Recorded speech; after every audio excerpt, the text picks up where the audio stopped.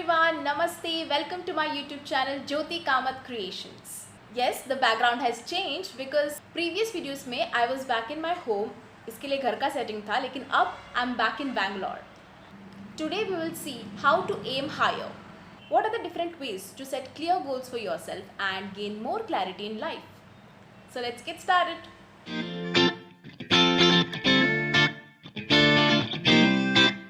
Let's start off with an observation. क्या आपने कभी नोटिस किया है कि घर पे कभी मॉम ने बहुत ही टेस्टी खाना बनाया हो और अगर हम उन्हें कॉम्प्लीमेंट देते हैं कि वाओ मॉम कितना डिलीशियस बना है या फिर रेस्टोरेंट जैसा खाना बना है, तब यूजुअली मॉम्स का क्या रिएक्शन रहता है? यही ना कि अरे खाना बनाना कौन सी बड़ी बात है, ये तो हमने बचपन से किया हुआ है, इसमें इतना कुछ नहीं है, या फिर अरे इतना भी अच्छा नहीं बना है, ऐसा बोलती है ना वो usually. They'll be like, yeah, whatever, this is their job. They will never take that compliment really well. ये पहले के ज़माने में बहुत ज़्यादा होता था, लेकिन अभी तो खैर काफ़ी कम हुआ है. Similarly, if you go to a party or some formal event जहाँ पे working women है, in the professional world, अगर आपने कभी ये देखा है, somebody is coming up and complimenting them for their accomplishment or congratulating them for winning an award, then usually उनका response क्या रहता है? They'll be like, yeah, उन्होंने काफ़ी हेल्प किया है या किसी और ने काफ़ी सपोर्ट किया है जिसकी वजह से मैं यहाँ पहुँची हूँ. और they'll feel like, या वो अवार्ड तो बस ऐसे ही था, इट्स नॉट गुड इनफ, क्योंकि उन्होंने अपने टू डू लिस्ट में या फिर गोल्स में बहुत सारी चीज़ें सेट की होती है and it's just one thing out of it, so it's not a big deal for them. So usually women will downplay their abilities and achievements. They usually feel like they are not competent enough और good enough और have not yet done some bigger things in life. इसलिए कभी कभी वो छोटे छोटे achievements को ignore कर देती हैं. Now I would like to say two things here. First is, अगर आपको किसी का काम अच्छा लगता है या फिर उनका परफॉर्मेंस काफ़ी पसंद आया हो, then go ahead and give them the compliment, appreciate their work. If somebody is looking really nice today, go and tell them. If somebody has performed extraordinarily well, go and tell them how inspired you feel by them. इससे उनका भी दिन बन जाएगा और आपको भी motivation मिलेगा to do better. On the other hand, if somebody is complimenting you for your work and for your efforts and performance, then take that appreciation. You can say a simple thank you and respond to it. I'm not implying कि go all out and become a narcissist or ahankari and stuff like that. All I'm saying कि take the compliment well. Of course, give due credits to all the people who have supported you throughout your journey. But also give importance to yourself because आपका भी तो contribution रहा है ना उस काम में. When you take that compliment, you're valuing yourself, you're valuing your work that you have done. You may not require any external validation from others. शायद आप खुद जानते हो कि आप बहुत अच्छा काम कर रहे हो या फिर कितना हार्डवर्क आपने डाला है to reach to that level. लेकिन इससे आपको एक additional assurance मिल जाता है कि यस, दूसरों को भी आपका काम पसंद आ रहा है and you might inspire so many others out there to succeed. They might look up to you for some guidance and you might be their role model too. इसलिए कभी भी अपने काम को या फिर अपने अचीवमेंट्स को नकारिए मत, उसे ग्रेसफुली एक्सेप्ट कीजिए. इसके लिए कॉन्फिडेंस डेवलप कीजिए because confidence drives self promotion. Talk favourably about your self. अपने बारे में अच्छा सोचिए, बोलिए, विश्वास कीजिए. Because when you will respect yourself, only then others will see value in you. अगर आप खुद अपने आप को इम्पोर्टेंस नहीं दोगे, प्रायोरिटाइज नहीं करोगे, then how do you expect that from others? अगर आप अपने बारे में कॉन्फिडेंटली बात करते हो, अपने अकम्पलिशमेंट्स के बारे में बात करते हो, then you have higher chances of getting your work done. क्योंकि अगर आप खुद अपने बारे में नहीं बताओगे, अपने काम के बारे में नहीं बताओगे, तो दूसरों को कैसे पता चलेगा कि what you're good at doing? That's why express your thoughts, express your values, showcase your talent. एक HBR स्टडी यानी कि Harvard business review study reveal करता है कि men rated their performance 33% higher than equally performing women. Women were just not as confident. आपने देखा होगा usually men boldly present themselves and speak very confidently about their achievements, कि उनको अभी promotion मिला है, कि मेरा सैलरी हाइक हुआ है, या फिर I have become a CXO in that company and they boast about all of their accomplishments. But you might have rarely see a women do that even if they have performed really well. अब ये जो confident deficit होता है women में, that could be due to the social conditioning. वो बचपन से ही ये सुनते आ रहे हैं कि of course you're good at cooking because as women you should know cooking. On the other hand, for men it could be like, of course you're good at sports, or of course you should be earning more money, of course you should go ahead and take that on-site opportunity. I'm just pointing out certain differences between how a man and a woman might think.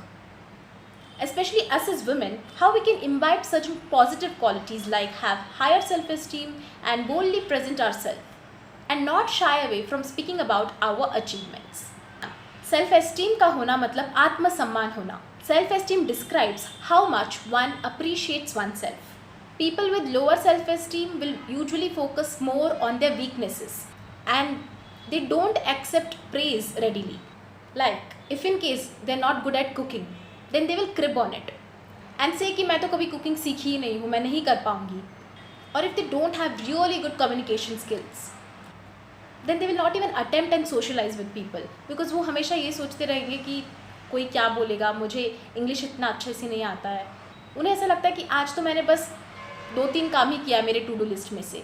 लेकिन they forget that by completing the sub goals they are also completing one bigger goal of theirs. इसलिए आप जो भी अपने life में छोटा बड़ा हासिल करते हो उसे एक्नॉलेज कीजिए, सेलिब्रेट कीजिए.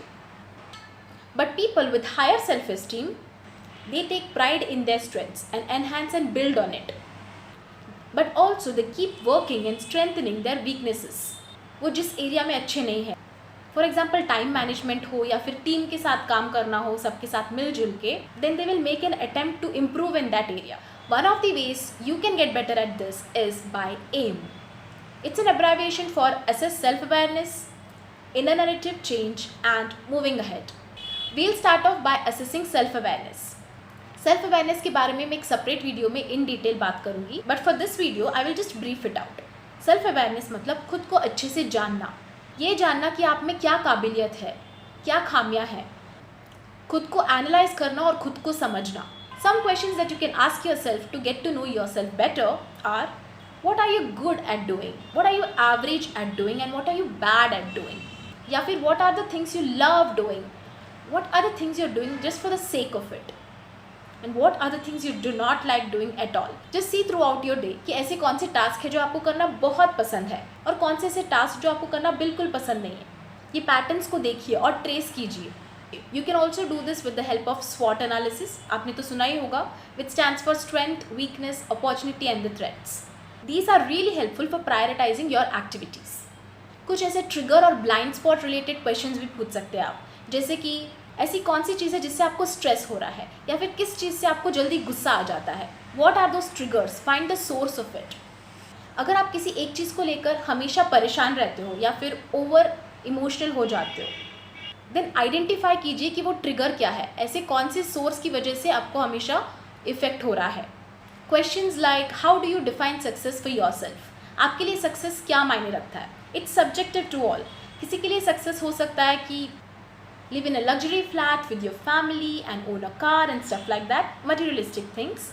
किसी के लिए हो सकता है just live a very simple peaceful life surrounded by nature. And for someone else success could mean going for that international trip. So it will be different for different people.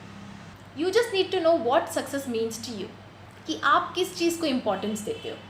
These questions will really help you understand yourself better and lead you towards growth. Coming to I, which stands for Inner Narrative Change. इसका मतलब है कि आपने अपने बारे में कैसा image create किया हुआ है, आप अपने बारे में कैसा सोचते हो, आप खुद को क्या मानते हो. बिल्कुल ठीक वही रिफ्लेक्ट करेगा, दूसरों के सामने भी वैसा ही दिख के आएगा. एक काफ़ी पॉपुलर स्टैटिस्टिक्स से पता चलता है कि men apply for the job only when they meet 60% of the qualification, whereas women apply only if they meet 100% of it. इसका मतलब ये है कि अगर 10 स्किल सेट्स या फिर रिक्वायरमेंट्स पोस्ट किए गए हैं जॉब ओपनिंग में, then men will go ahead and apply for the job even if they are meeting like 6 skill sets of it. But women will apply for that position only if they are meeting all the 10 requirements. But the thing here is you can still go ahead if you're meeting 60% of it. Because rest of the things you can get on the job training. जैसे आप join करोगे you will learn and gain that skill set. Confidence and doubt both come from our inner narratives. Women can sometimes respond to failures in a larger scale by doubting their abilities. For example, एक working woman है and she had to go and pick up her children at 5 p.m. in the evening or something.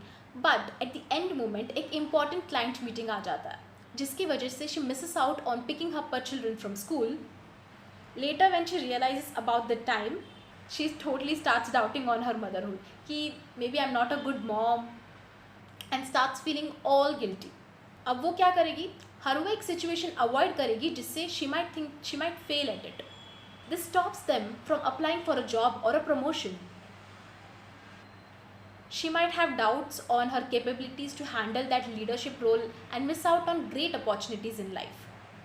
लेकिन if we speak about men, then they might take up that role and experiment with it. This is why you should identify and challenge your self-limiting beliefs. अगर आपके मन में कुछ negative thoughts आते हैं या फिर आप हमेशा एक चांस लेने से पहले ये सोचते हो कि मैं ये कर पाऊंगी कि नहीं कर पाऊंगी, I am not sure about it, like मैं वो मैराथन में बिल्कुल नहीं भाग पाऊंगी because I don't have that kind of stamina, या फिर I can not join gym because I am too lazy for it. ये सारी चीज़ें सिर्फ आपके दिमाग में हैं, but if you make up your mind you will still be able to do it. In actual, you have great potential of doing things. That's when changing the narrative with a more rational, optimistic and reasonable one helps. A little activity that you can do for this is write down your self-limiting beliefs on one side. It could be something like I'm not capable of drawing, or I'm not qualified for that team lead role. I'm not confident about this performance.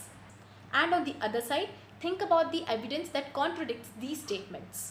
It could be about your life experiences, skill sets, past successes that you've had, positive contributions, etc. etc. तो एक side पे अगर आप अपने self limiting beliefs लिखते हो, दूसरी side पे you have to rewrite the statements in a positive way. For example, I am ready to take up this job role, I can add value to this project, और I can learn cooking, I am qualified for the next interview round. Abhi, I know that self-confidence is not something we are born with. It's an attitude about one's own abilities and skills. But I'm pretty sure that we can learn it. आप अपने inner voice को सुनिए और अपने बारे में positive language use कीजिए, अपने बारे में अच्छे से बात कीजिए, अपने बारे में अच्छा सोचिए. अगर कोई भी नेगेटिव एक्सपीरियंसेस रहे हैं पास्ट में, don't let it control your future. It doesn't dictate और डिसाइड योर फ्यूचर. ये किसी और की नहीं बट आपकी खुद की जिम्मेदारी है to change your negative believes about yourself. Finally coming to the M, which is moving ahead. You need to equip yourself with growth mindset. एक होता है फिक्स्ड माइंडसेट और एक होता है growth mindset.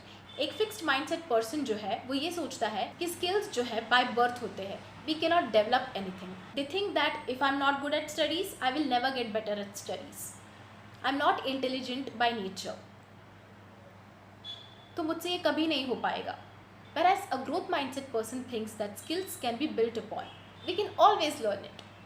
I may not know canvas painting now, but I can always learn it. Get training on it and get better at it. Those with the growth mindset can accept the failure readily.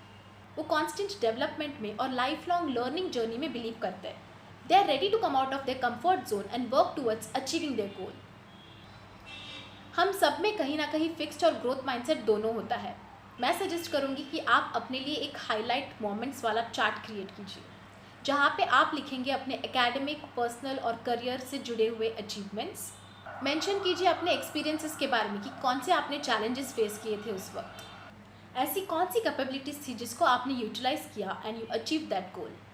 आगे से आप जब भी self doubt करें, just go back to this chart and see it for yourself कि कैसे आपने अपनी मेहनत से इतनी सारी चीज़ें हासिल की है और कितने सारे ऑब्स्टैकल्स को ओवरकम किया है. You will definitely regain your self confidence. Lastly मैं सिर्फ यही कहूँगी कि बी इट अ मैन और a woman, speak about your achievements proudly and comfortably. अब औरतों को कभी कभी ऐसा लग सकता है कि you might come across as irrational और intimidating, but don't worry about it. Just own all your strengths and weaknesses. So when you been your authentic self, you might open up a different perspective for someone. You could give them hope to be their true self too. So yes, that was it for today's video. I hope you all enjoyed watching this. If you all like this video, then please hit the like button. Kindly subscribe to my channel. Hit the bell icon so that you get notified every time I put up a video. Do share कि आपके क्या thoughts है इस topic के बारे में in the comment section below. Thank you so much for watching. We'll meet in the next video. Until then, bye.